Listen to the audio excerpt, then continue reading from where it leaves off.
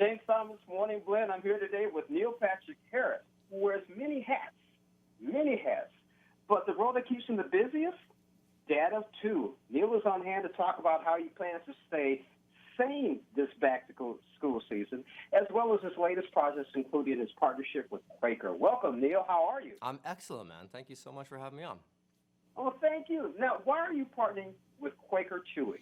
Well, it is back to school season, and our kids, Gideon and Harper, are entering the third grade, and I've got school on the brain. And so, yeah, Quaker came to me and asked if I would join with this promotion that they're doing. If you go to choosequaker.com and parents buy a box of the Quaker Chewy bars, which are wholesome and delicious and great for snacks for school, if you go and you enter your UPC code, they'll give $1 for every box that they do that, up to $250,000, and it goes to adoptaclassroom.org, which is a fantastic organization that gives back to the teachers. 96% of teachers end up spending out of pocket on school supplies, on pencils and notebooks and construction paper and such. And so this organization supports them. And so it just seemed like a good opportunity to give back to the teachers and also get to, eat delicious food. You know, it's interesting, Neil. I'm old enough to remember that when I got to school, everything was provided for me.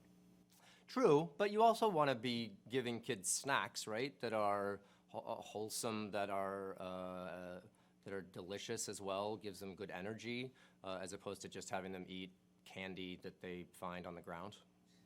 You got that right. Now, Neil, which teacher would you want to nominate to win $500 in the school supply? Wow. I'm just such a massive fan of teachers in general. I think they're massively underappreciated. When I was growing up in a small town in New Mexico, I had a teacher named Mickey McGuire who, I don't know, he treated kids more like people and less talking down to them like they were little children. And he inspired me a lot. He made me want to be a better person, be a better writer. In fact, I've written a series of middle grade kids books called The Magic Misfits. The third one comes out on the 10th of this very month. And so I think without Mr. McGuire's help, I probably wouldn't have been so interested in education. Tell us about Magic Misfits. Tell us about your books.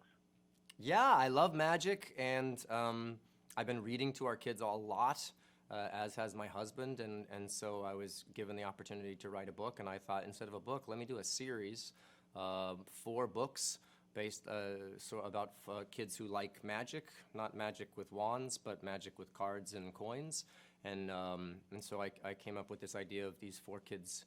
Each book follows one of the kids through their eyes, and so we're on book 3 called The Minor Third. 4 books, like 4 suits of a deck, and you get to learn magic tricks inside of it. It's pretty dope. Neil, I needed you around when I was growing up, because you and I had that interesting conversation before we got started, letting you know that every fall I still get depressed because I had to go back to school. Yes, but when you go back to school, then you get to learn more stuff. See, I don't think that learning stops when you get out of grade school. In fact, I'm an active proponent of people going out and experiencing things, reading new books, going to theater to see circuses, to go see immersive theater, to go to visit a place they've never been, because that's how you have better perspective on things, right? Is through challenging yourself through education. I think you're absolutely